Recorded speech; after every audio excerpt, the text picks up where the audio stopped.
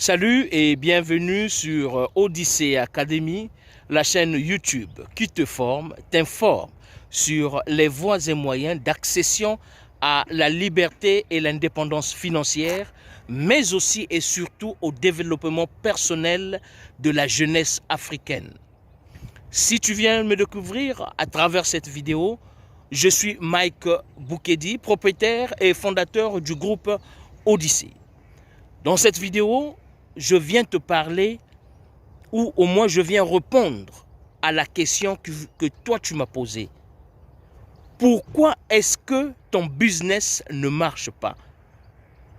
Pourquoi est-ce que ton entreprise ne décolle pas? Pourquoi? Qu'est-ce qui ne va pas? C'est ce que l'on va développer tout à l'heure après le jingle.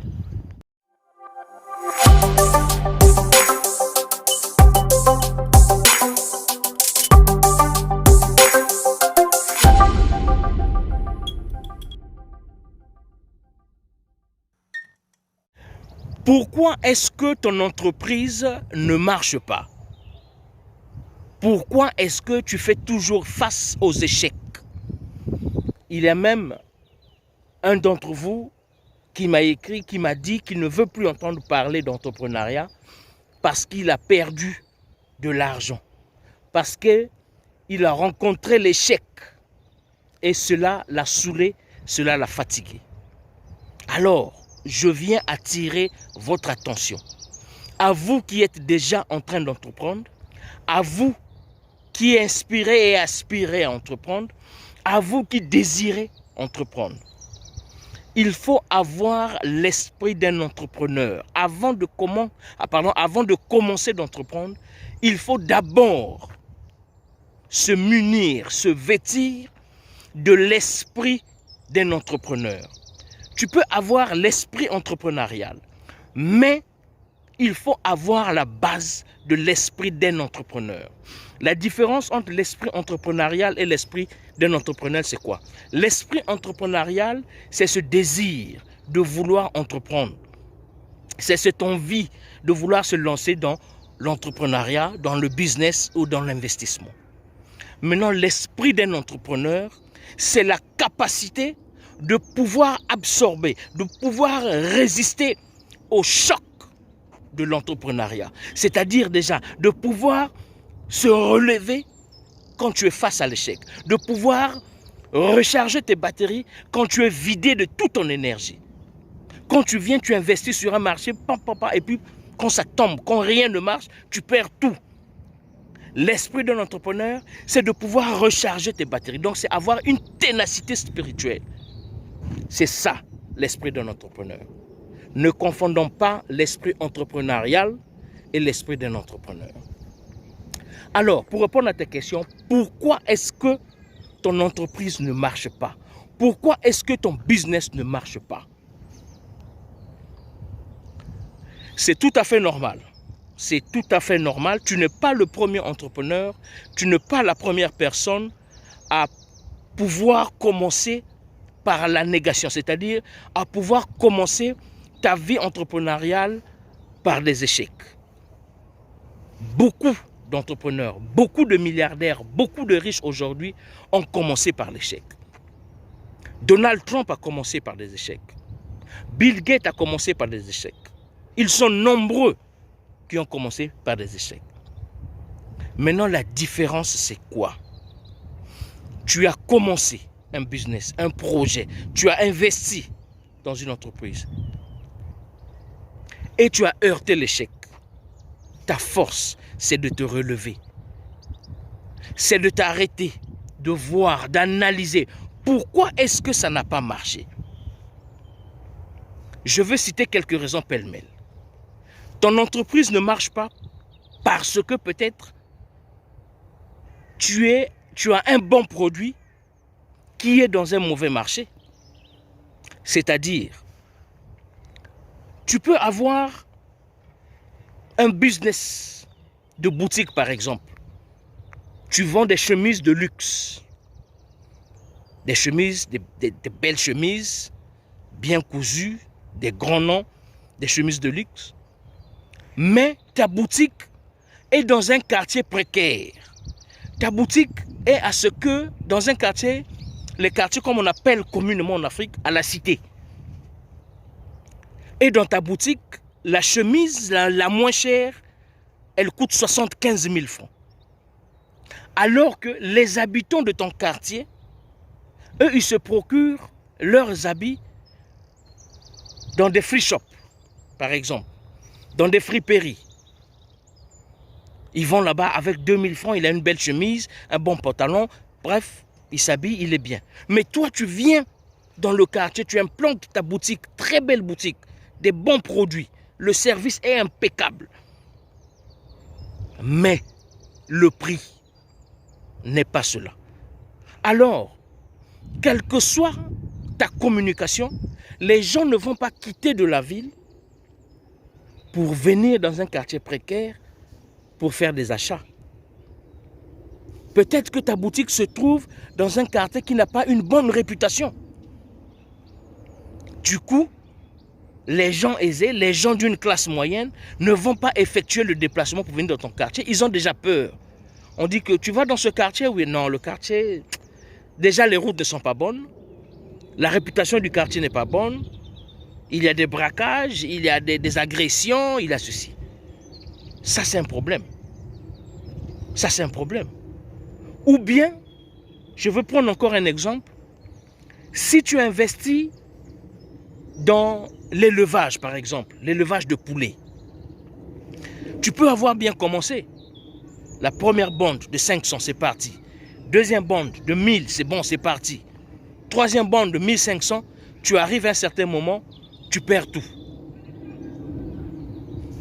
Tes poulets d'un jour, donc tes poussins, sont morts. Tu n'as pas pu faire le bénéfice. Et du coup, ton business va tomber. Pourquoi? Parce que, par exemple, il y a pénurie de la nourriture, par exemple. Arrête-toi un peu, réfléchis. Qu'est-ce qui ne va pas? Or, la première règle dans l'élevage, c'est que tu ne peux pas commencer à faire l'élevage sans pourtant faire l'agriculture. Si tu veux investir dans l'élevage des poulets, commence d'abord à s'aimer les aliments de base, donc le soja et le maïs, pour que tu fasses un stock d'au moins 6 mois ou 1 an, parce que l'alimentation est au moins 60-70% du bien-être de ton business. Mais si toi tu as commencé directement dans l'élevage et que tu te procurais les aliments par des fournisseurs et que eux ils ont pénurie, du coup toi aussi tes poulets ne vont pas se nourrir et ils vont mourir de faim.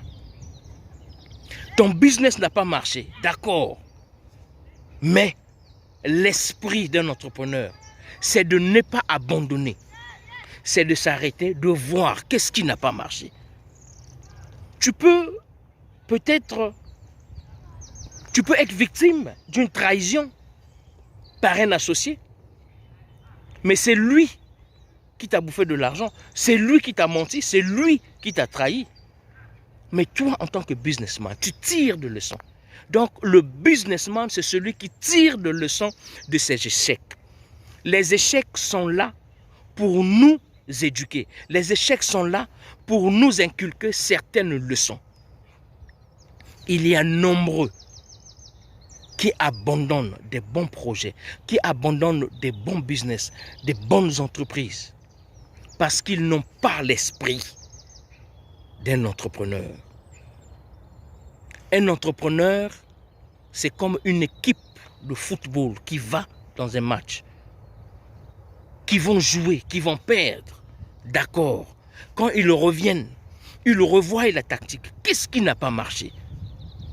Ils revoient leur communication. Tu revois ton marketing. Tu revois ton marché, c'est-à-dire tu sélectionnes le marché. Quand tu sélectionnes, tu segmentes le marché. Quel est ton auditoire? À qui vends-tu? Parce que souvent nos échecs dans le business, dans l'entrepreneuriat, c'est parce qu'on veut vendre tout à tout le monde. Tout le monde n'a pas la même vision. Tout le monde peut manger du poulet. Mais il y a de ceux qui mangent du poulet de poids 12, poids 13, poids 15, poids 16. Il y a de ceux qui ne mangent pas du surgelé. Il y a de ceux qui ne mangent pas de poulet abattu. Donc voilà. Et toi, cible. Cible, mon frère, cible. Il faut cibler ton marché. Il faut cibler ta clientèle. Et quand tu fais ton marketing, exprime-toi. Il faut, c'est-à-dire, si tu fais dans les chemises de luxe, si tu fais dans le luxe, il faut parler à ceux qui ont le goût du luxe. Il faut parler à ceux qui ont le goût du luxe. Il faut aller sur les terrains de là où il y a le luxe. Tu ne peux pas faire dans le luxe et que, je prends un exemple, si tu es à Abidjan, au lieu d'aller faire ton marketing, ta communication au plateau, non, toi tu vas faire ta communication à Yopougon. Ou bien tu vas faire à Abobo. Non. Si tu es au Congo-Brazzaville, si tu fais dans le luxe, va au centre-ville. Va au centre-ville. Ne va pas en Paka, ne va pas à Diosso. Non. Tu as un bon produit. Alors exprime-toi à l'audience appropriée. Exprime-toi au marché approprié. Il est impératif en tant qu'entrepreneur. Parce qu'un entrepreneur, c'est celui qui va à la rencontre de tout le monde. Il y a des gens qui ont même abandonné d'entreprendre avant même de commencer. Parce que autour de lui, il a parlé de ses idées d'entreprise et que ses amis, ses parents, ses amis, ses connaissances, lui ont dit d'arrêter de rêver. Ils lui ont dit non mon frère, tu peux pas, tu vas pas succès. Il n'y a pas le succès dans ça, il n'y a pas l'argent dans ça. Et lui, faible d'esprit, il a abandonné. Il a abandonné malgré lui. Il a abandonné, mais ça lui chauffe le cœur, ça lui ronge le cœur. Il a abandonné parce qu'on lui a dit que ça ne marche pas. Il n'a pas abandonné parce que lui-même, il ne voulait plus. Donc du coup, il vit avec un pincement au cœur. Quand il voit les autres réaliser ses rêves, ça lui rend méchant, ça lui rend jaloux. Alors mon frère, toi qui es entrepreneur, avant de te lancer, dis-toi d'abord que je me lance dans ce business. Si ça marche, c'est bien. Je continue, je veux multiplier, je veux me diversifier. Si ça ne marche pas, je ne vais pas abandonner jusqu'à ce que ça marche. Un entrepreneur, c'est la personne qui ne trouve satisfaction que quand ça marche. C'est-à-dire, quels que soient les échecs, s'il a essayé 100 fois, 99 échecs, la 100e fois, quand ça marche, pour lui, c'est bon. C'est ça, un entrepreneur. Un entrepreneur, c'est comme un monsieur, une personne qui fait la musculature, qui veut avoir des pectoraux, qui veut avoir des six-packs, qui veut avoir des biceps et des triceps, des muscles saillants. Quand tu vas dans la salle de gym, quand tu vois des gens transpirer, souffrir et tout ça là, cela ne doit pas te reculer. Cela ne peut pas te dissuader. Vas-y, transpire, souffre, investis, dépense ton énergie, dépense ta force. Le résultat sera brillant. Le résultat sera brillant. Tu peux rencontrer des gens qui vont te vendre des rêves. Surtout pour les Africains de la diaspora. Parce qu'on t'a dit que non, au pays, voici ce qui marche. Et toi, aveuglement, tu envoies de l'argent et tu dis que tu as investi. Ça, ce n'est pas un investissement, mon frère. Ça, ce n'est pas un investissement. Ça, c'est du... Là, tu dilapides de l'argent. Tu dilapides de l'argent. Un entrepreneur, tu veux entreprendre, oui, tu veux faire dans quoi? Dans l'agriculture, ok. Allons-y, je veux voir le terrain moi-même. Tu viens, tu vois 3 hectares, d'accord, tu travailles, tu vois avec eux, c'est bon. Et quand tu le fais, tu sais que voici les inconvénients, voici les obstacles. Aujourd'hui, on peut planter. Demain, il peut y avoir une grosse pluie qui va balayer tout ce qu'on a planté. Ou bien aujourd'hui, on peut planter, ça peut pousser. Il y a des animaux de brousse qui peuvent venir manger tout ça. Donc, il faut te préparer. Il faut toujours avoir un plan B. C'est ça, un entrepreneur. Un entrepreneur, c'est quelqu'un qui est tenace. C'est comme un pitbull qui ne lâche pas sa proie. Quel que soit le problème, quelles que soient les conditions de température, quelle que soit la situation géologique, quelle que soit. Maintenant, je ne te dis pas de continuer à faire les mêmes bêtises. Parce que il y a un adage qui dit « L'imbécile, c'est celui qui continue à faire la même chose en espérant avoir un résultat différent. » Je veux m'expliquer pour clarifier. Tu ne peux pas continuer à investir dans un produit qui est dans un marché différent. C'est-à-dire, je prends un exemple, encore la restauration. Tu vois que tu as eu un restaurant dans un quartier populaire, un quartier précaire. Ce restaurant n'a pas marché. Ce restaurant a été vandalisé par exemple. Ou bien les prix ont été trop élevés. Tu fermes ce restaurant dans ce quartier précaire, tu vas ouvrir ça encore dans notre quartier précaire. Et tu veux qu'il y ait une différence. Non. Tu investis ici, dans la restauration. Tu vois que dans ce quartier, ça n'a pas marché. Tu dis, ok, d'accord.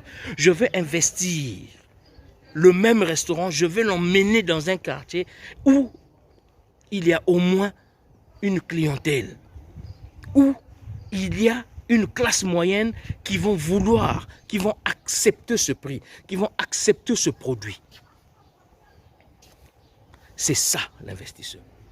Chaque échec doit être une leçon pour toi en tant qu'entrepreneur. Chaque manquement doit être une leçon. Tu dois tirer une leçon. Quand tu vas, tu vas. Quand tu t'arrêtes, quand il y a l'échec, tu t'arrêtes. Tu prends le temps, tu analyses. Qu'est-ce qui n'a pas marché? Est-ce la communication? Est-ce que je n'ai pas bien fait mon marketing? Est-ce que je n'ai pas bien fait connaître mon produit? Qu'est-ce qui n'a pas marché? Est-ce que le produit, le prix est trop élevé par rapport au secteur? Il peut aussi arriver que tu arrives dans un secteur luxueux, tu as un bon produit, mais le prix est bas. Donc du coup, le monsieur qui est habitué à acheter des chemises à 75 000 francs CFA, à 100 000 francs CFA, et toi tu viens, c'est la même chemise, bien, parfois même mieux cousue que celle-là, mais puisque tu l'as fait à 25 000, le monsieur a peur. Du coup, il s'est dit non, si c'est un truc, si c'est une chemise de luxe, il ne va pas la vendre à 25 000. Donc, il faut revoir ta stratégie, il faut revoir ta communication. Et après, rebond. Il faut reculer pour mieux sauter. Il ne faut pas trop reculer, sinon par ça, à la proie, tu vas tomber. Mais, il faut reculer pour mieux sauter. Il faut ressurgir de tes cendres comme un phénix, comme un sphinx. Voilà ce que je viens de te dire. Et l'esprit d'un entrepreneur, l'esprit ténace, l'esprit d'acier. La difficulté, l'échec ne doit pas être ce qui va t'empêcher de vivre ta vie.